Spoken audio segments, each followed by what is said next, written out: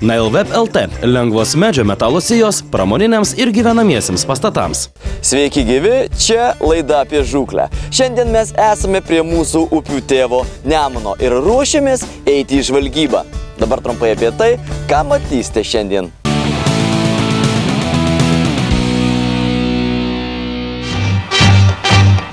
Šiandien mūsų komanda aplankys Nemuno aukštupio krantus. Liepos mėnuo – tai metas, kai riebūs srovės karšiai pradeda vis aktyviau maitintis ir teisingoje vietoje pasiūlius teisingą masalą galima sulaukti solidžio žuvies kibimo. Karšiais ežerai šiemet mums buvo labai dosnūs, tačiau ką padovanos paslaptinga Nemuno srovė, sužinosite netrukus po reklaminės pertraukos.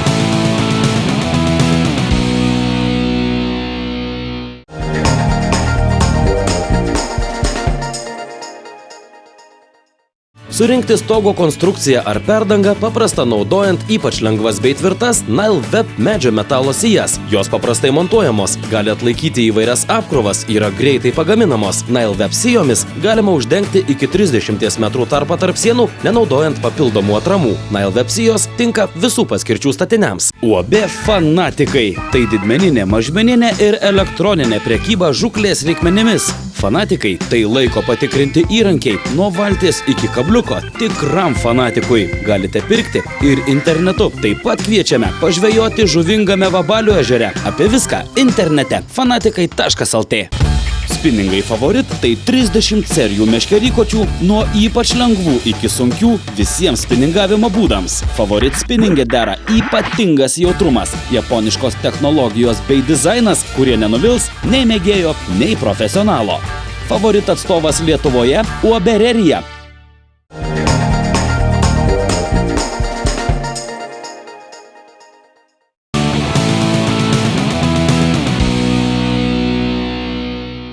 Čia laida apie žūklę. Šiemet ežerai karšiais mums buvo labai dosnūs, tačiau upėje sezono dar nespėjome atidaryti.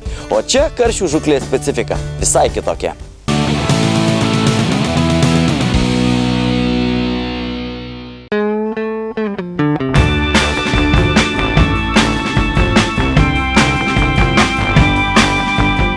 Vandens lygis Nemune labai aukštas, tikėtina, kad dar orai pasikeis, vanduo kris, bet jau turime žinių, kad Nemune jau galima sužvejoti vieną kitą karšį. Ir mūsų tikslas yra tiesiog padaryti šiokią tokią žvalgybą ir patikrinti, ar tie gandai yra su pagrindu, ar tie karšiai tikrai kimba. Žinoma, sužvejoti daug karšių tai yra nerealu visiškai ir aš turiu šiam tikslui vieną meškerę, feeder tipo meškerę su šėryklėlė ir man tai reiks dar meškerė atramėlės ir talpos jaukui.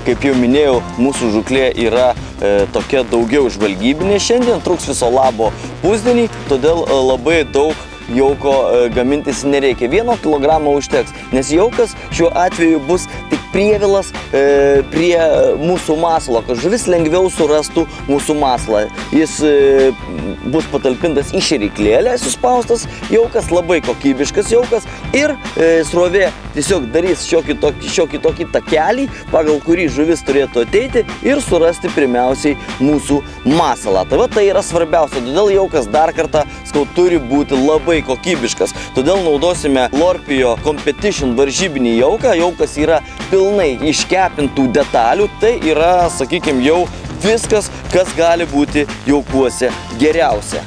Be to, šis jaukas yra skirtas upiai, o tai reiškia, kad tame jauke yra daugiau klijuojančių detalių, kurios neleis taip greitai sroviai išplauti jauko iš šėryklėlės. Tai yra labai svarbu.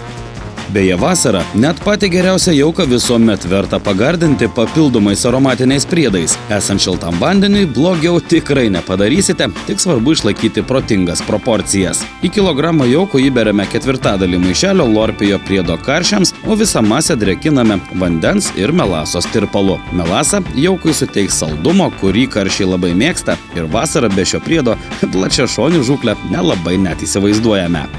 Jauką reikėtų drėkinti tolygiai, po truputėlį ir jokių būdų neperdrėkinti, nes jaukas vėlgi ir srovėje turi dirbti. Į šėryklėlę suspaustas jaukas turėtų laikytis srovėje maždaug 10-12 minučių. Per tą laiką srovėjai po truputėlį plauna ir padaro tą vadinamą takelį, kurio takeliu priplauks žuvis ir pirmiausiai ras ant pavadėlio kabliuko mūsų masalą kažkokias skirmėlės. Nes pačių jaukų žuvis niekaip nepasisotins. Jame yra tik tai įvairiausios aromatinės detalės, smulkios detalės, kurios tik privilioja didelį karšį, bet jokių būdų nepasotina. Patikrinti jauko konsistenciją yra nesudėtinga, tiesiog rankoje suspaudžiu, nelabai stipriai suspaudžiu gumulėlį tokį, jisai, tvirtas ir labai nesunkiai aš jį vėl suardau ir jisai vėl subyra į smulkės dalelės. Aiškiai, čia viskas kaip ir gerai.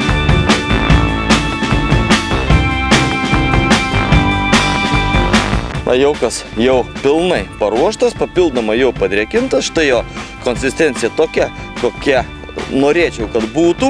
Ir dabar tą jauką aš persipilu į minkštą talpą, uždaromą, užsigamą, nes oras yra neprognozuojamas, kartais lyja lietus, o tokioje talpoje tas jaukas bus saugus, jo nesulis ir jis netaps per daug drėgno. Štai viskas labai paprasta, patogu ir patikima. Kągi, labai greitai kažkokio fantastinio efekto tikėtis neverta, nes jaukiname tik šėryklėle, todėl natūralu, jog toks jaukinimas trunka šiek tiek ilgiau. Nebent pataikysime alkanam karšiui tiesiai po nosimi. Kaip jau minėjome, mūsų arsenale šįsyk tik viena meškerė, tad belieka atidžiai stebėti liauną dugninės viršūnėlę, kuris srovėje parodo ne tik kibimą, bet ir kitus svarbius dalykus. Tokioje žūklėje pats geriausias meškerykotis yra feeder tipo meškerykotis, tai reiškia meškerykotis skirtas žvejoti su šėryklėle. Feeder tipo meškerykočio viršūnė yra jautri ir mes matome kiekvieną prisilietimą prie masalo, jeigu žuvis prisiliečia prie masalo, bet to srovė šiek tiek ridena šėryklėlę ir tik užmetus pilną šėryklėlę įsunki ir šėryklėlę prispaudžia srovė truputį prie šlaito pačio, ten kur maitinasi žuvis.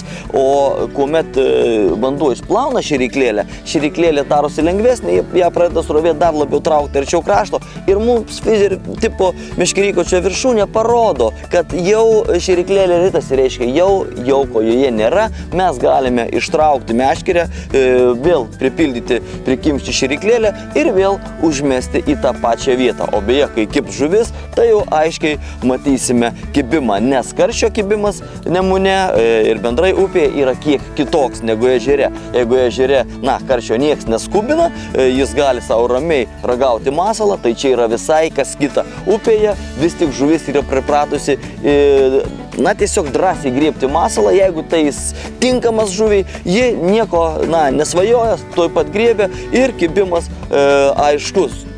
Lenkia meškerykočio viršūnę, atsargiai pakertam ir žuvis jūsų. Tai reikia, žinoma, ją nuvarginti. Skirtingai nuo ežero karšių žūklės, ši žūklė yra aktyvi žūklė. Kas 10 minučių, kas 12 minučių reikia ištraukti. O, kibimas. Kibimėlis buvo nedidelis, bet čia ne karšis. Žodžiu, kas 10, kas 12 minučių reikia ištraukti meškerę, vėl prikimšti šėryklėlę ir vėl užmesti į tą pačią vietą. Jeigu to nedarysime, tiesiog mūsų masalas ten gali gulėti ir veltui.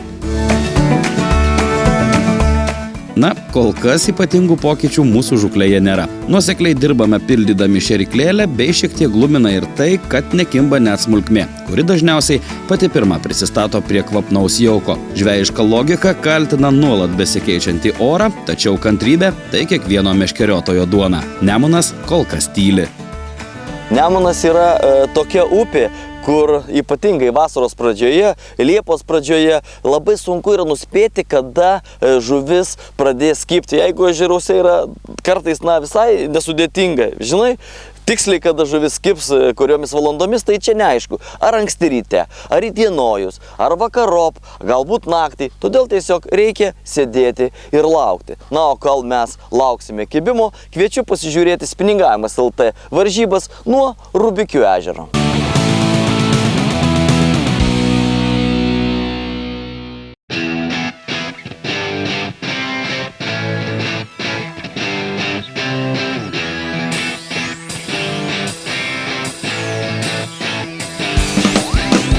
Atviras spiningautojų varžybų čempionatas Spiningavimas LT Pro Marine taurei laimėti persirito į antrąją pusę. Antrojo etapo starte birželio 28-ąją net 56 meškeriotojų komandos nuo ankstyvo ryto būriavosi prie nuostabaus salomis, pusiasaliais ir sąsiauriais išmarginto Rubikių ežero Anykščių rajone. Tiesa, įdomus šis ežeras ne tik akį paganyti. Užtenka žvilgtelti į batimetrinį, povandeniniais šlaitais išraižytą šio vandens telkinio planą ir patyrusio spiningautojo akis iškart supras, kad čia veikti tikrai yra ką. Visuomet stengiamės parinkti tokius vandens telkinius, kuriuose žmonėms būtų įdomu varžytis, ieškoti sėklių, duobių, kalnelių bei, žinoma, pavyktų iškrapštyti prie jų besislepiančius plėšrūnus. Rubikių ežeras yra būtent toks, labai žuvingas ir įdomus savo povandeniniu reljefu, sakė žvejų klubo Spiningavimas LT prezidentas Algirdas Janavičius.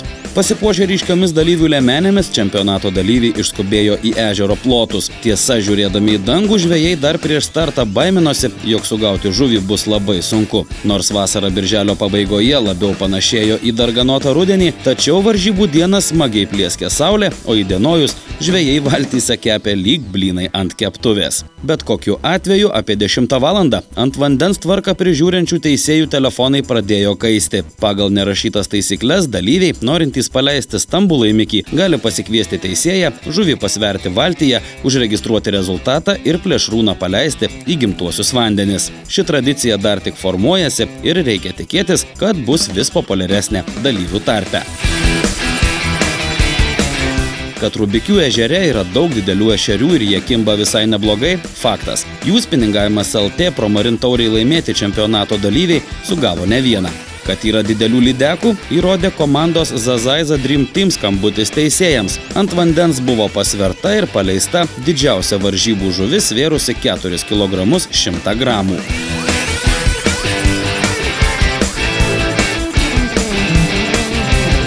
Tačiau tik mistinėme lygmenyje sklido kalbos, jog čia Rubikių ežero gelmėse tūno nemažai ir didelių starkių. Visa mistika pradėjo garuoti, kai atradę tinkamą masalą bei vietas, kelios komandos kone vienu metu pradėjo lupti pasišiaušusius plėšikus. Varžybų rekordas – 3 starkiai vienoje valtyje. Didžiausias net 2 kg 200 gramų svorio. Kaip ežere, rezultatas visai neblogas. Beje, varžybų metu sugautas starkis yra viena vertingiausių žuvų. Už sužvejotą starkį skiriamas 1,5 balo koeficientas. Tad 1000 svorio gramų rezultatų lentelėje virsta visu 1,5 kilogramo. Tradiciškai Spiningavimas LT Pro Marine taurei laimėti čempionato antrojo etapo varžybos ant Rubikių ežero truko 7 valandas. Startavę 8 ryte 15 valandą visos komandos jau trypčiojo krante prie svėrimo stalo. Nekibos prognozė tiesa nepasiteisino. Pagal taisyklės 2 komandos nariai svėrimui gali pristatyti tik 5 žuvis, tad nemaža dalis startavusių grįžo su pilnomis normomis. Susumavus rezultatus paaiškėjo, jog norint patekti į 5 geriausiųjų reikėjo sugauti ne mažiau kaip 5 kg žuvies. Vėlgi negalėjo praslysti pro akis ir tai, kad po žuvies svėrimo daugelis meškeriotojų kantriai reanimavo lydekas nuo patirto streso ir paleido atgal į ežerą. Apdovanojimų ceremonijos metu paaiškėjo, jog 1 ir 2 prizininkų vietas etape skyrė viso labo 113 gramų svorio. Spiningavimo varžybose toks skirtumas yra išties retas ir nedidelis, tačiau po kovos kumščiais nepamojuosi. Etapo nugalėtojai komanda Zazaiza Dream Team Žanas Voronovas su Marium Švainicku pelnė ne tik aukso medalius, prizą už didžiausią varžybų žuvį, bet ir pagrindinį trofėjų – naujutelaitį elektrinį valties variklį. Už šią ir kitas dovanas klubo Spiningavimas LT komanda dėkoja rėmėjams, o spiningo ir plėšrio žuvies gaudymo gerbėjus kviečia jau į 3. čempionato etapą, kuris vyks rugpjūčio 9 dieną Elektrėnų mariose. Daugiau informacijos apie tai rasite internete spiningavimas.lt.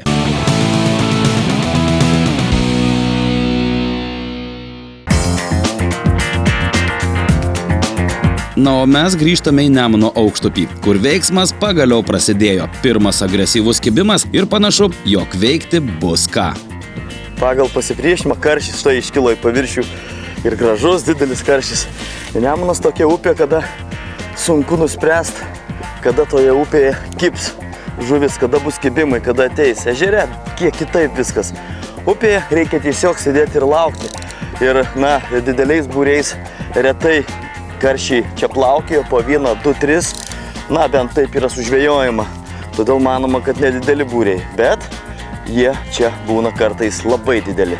Štai kaip šis gražuolis, su juo reikia atsargiai, reikės graibšto. Jau jisai vartosi, pavargęs, bet, na, lyginant su ežeru, tai Nemuno žuvis daug stipresnė. Na, gal dėl to, kad jai šiek tiek padeda srovė, bet čia reikia atsargiai. Ir kliuvinių įvairiausių daugiau gali būti ir akmenų, kur gali žuvis pasislėpti, užsukti, todėl, na, reikia šiek tiek su ja elgtis atsargiau. Tačiau galima naudoti šiek tiek galingesnius pavadėlius storesnį valą, nes srovėje žuvis netaip baidosi to storesnių įrankių, grubesnių. O, štai gražuolis, gražiai žuvis, gražus karšis. Šiemet Nemune pirmas, jau galiu sakyti, kad pirmas. Šiemet, na, kaip nebūtų keista, masalas numeris 1 ne tiek ežere, bet ir štai čia upėje Nemune, tai yra musės lervų vėrinėlis. Na, tačiau galbūt dar anksti daryti išvadas dėl masalo, nes galima bandyti ir kukurūzą, ir kruopas, ir, na, įvairius kitus masalų derinius, ir slieką, ir sumuštinius įvairiausius. Tačiau, va, štai pirmasis užkibo būtent ant kokštelio musės lervų. Kągi, ar mums labai pasisekė ir sugavome netyčiuką, ar vis tik suveikė kokybiškas mūsų jaukas ir pagal vandens lygį teisingai pasirinkta mums gerai pažįstama vietelė gali parodyti tik kito karšio kibimas. Na, o kol kantriai jo laukiame, apžvelkime kitus techninius šios žūklės ypatumus. Na, tiesiog puikumėlis, pirmas karšis yra, reiškia, vietą pasirinkome teisingai. Beje, kalbant apie vietą, tai kuomet vanduo Nemune yra labai aukštas, labai svarbu teisingai pasirinkti vietą, nes, na, žuvis priklausomai nuo vandens lygio keičia savo maitinimosi vietas ir regisi į kitą vietą, kuri yra lygtai nebloga arba kurioje kažkada žvejojame, galbūt pernai ar užpernai ir sužvejojame daug karšių, o vieta gali būti visai neperspektyvi ir ten gali visai nebūti žuvies dėl kažkokių tai, na, mums nežinomų priežasčių, nors regis vanduo ten ir dirba teisingai. Na, o mes čia žvejojame tokiame, na, atvajuje, kuris, na, yra natūralus atvajus, atsiradęs upės vingyje ir dar plus priekyje yra, na, taip natūraliai susiklostė, nugriuvęs medis, kuris dar labiau sušvelnina upės tėkmę ir čia gaunasi, na, nestovintis, tačiau toks sukuriuojantis vanduo, o tai labai, labai patinka karšiams. Beje, kaip matėte, buvau iššokęs į britkelnes, nes, na, žolės labai aukštos ir šlapios, o man teko nueiti patikrinti kelias vietas, man žinomas, kurios žvejojau anksčiau, tačiau vanduo ten dirba visai kitaip, na, ir manau, kad karšių ten nebus, todėl pasirinkau šitą vietą ir, beje, neapsirikau. Nepaslaptis, jog žvejojant didelėje upėje užkibti gali bet kokia žuvis. Didelis karpis, 4-5 kg sveriantis karšis ar ūsorius, tad patikimo valo faktoriaus taip pat nevertėtų užmiršti. Kalbant apie valą, tai vėlgi nusiplonti nereiktų. Pagrindinis valas, manau, kad turėtų būti neplonesnis negu 2400 mm ir žinoma kokybiškas, atsparus įvairiems, na, abrazyviniams veiksniams, nes dugne yra visokiausių, na, kerplėšų, visko, akmenų, ko tik nori. Valas turėtų būti tikrai kokybiškas.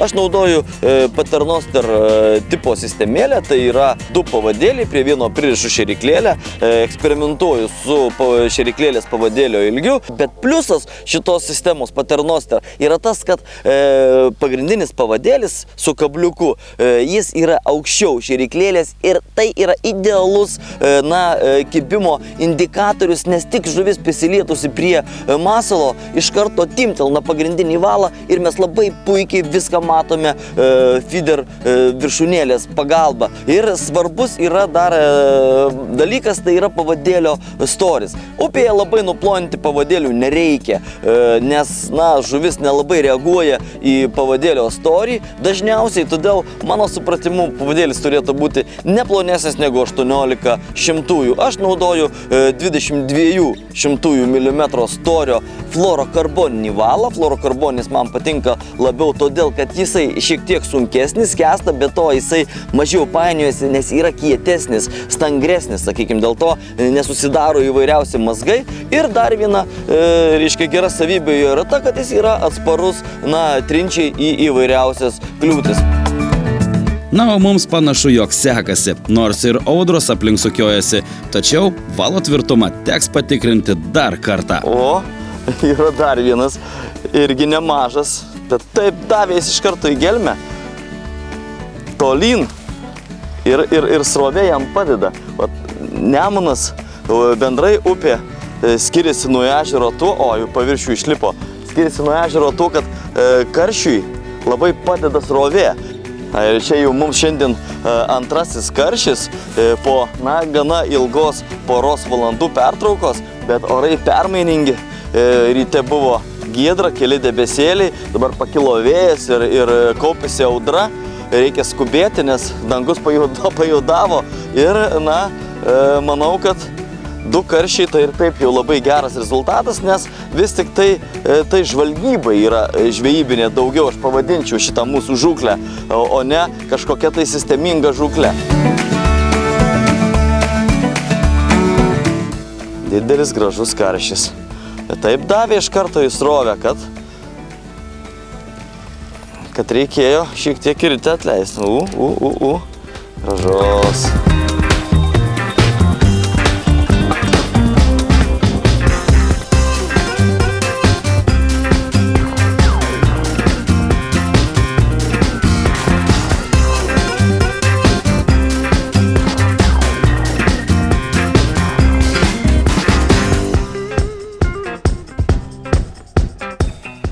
Šis karšis gal kiek mažesnis negu prieš tai, buvęs gerokai prieš tai.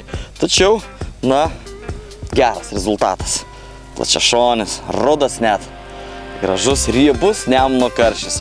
Nes Nemune karšiai turi daug natūralaus maisto ir jie, labai sėkmingai, sakyčiau, gyvena, jeigu jiems netrukdo brakonieriai ir užauga labai daug svorio, dideli, greitai auga. Upė visą laiką duoda jiems karšiams daugiau galimybių ir maistinė bazė čia kitokia, visos sąlygos yra geresnės, todėl jie čia auga daug greičiau negu kai kuriuose ežeruose.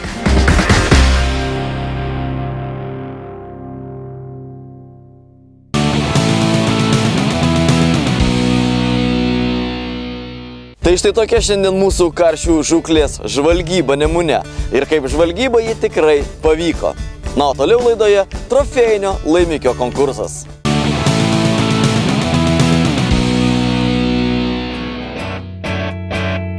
Trofėjinis laimikis gali virsti vertingu prizu. Jei sugavai kažką tokio, kuo norėtum pasigirti prieš visus, nedvejodamas siųsk mums žuvies nuotraukas ar video elektroniniu paštu apie zukle@gmail.com. Neužmiršk nurodyti žuvies svorio bei ilgio, papasakok, kur, kada ir ką žuvis tvėrė. Kiekvieną savaitę išrinksime vieną trofėjinio laimikio konkurso nugalėtoją, kuriam mūsų laidos draugas žuklės reikmenys fanatikai.lt padovanos vertingus prizus. Primename, laimikių nuotraukas galite mums siųsti elektroniniu paštu apie zukle@gmail.com. Šią savaitę trofėjinio laimikio konkurso nugalėtoją išaiškinti buvo gan keblu. Gavome tikrai nemažai solidžių žuvų nuotraukų, tarp kurių vis tik įdomiausia mums pasirodė menkė svėrusi 9 kg 300 gramų. Galima sakyti, kad tai nėra didelė žuvis, tačiau ji sugauta mūsų vandenyse Baltijos jūroje, žvejams gerai žinomoje, tiesiog sąvartynų vadinamoje vietoje. Tokio dydžio, vadinkime lietuviška menkė, yra tikrai labai didelė ir jos autorius Edvardas Dabkevičius nusipelno mūsų laidos draugų fanatikai.lt įsteigto prizo. Atminkite, jei ir jums pavyko sužvejoti kažką įspūdingo, mes visada laukiame laimikių nuotraukų. Sveikiname šios savaitės trofėjinio laimikio konkurso nugalėtoją ir šiandien viskas. Susitiksime lygiai po savaitės. Ate? Nailweb LT – lengvos medžio metalo sijos pramoniniams ir gyvenamiesiems pastatams.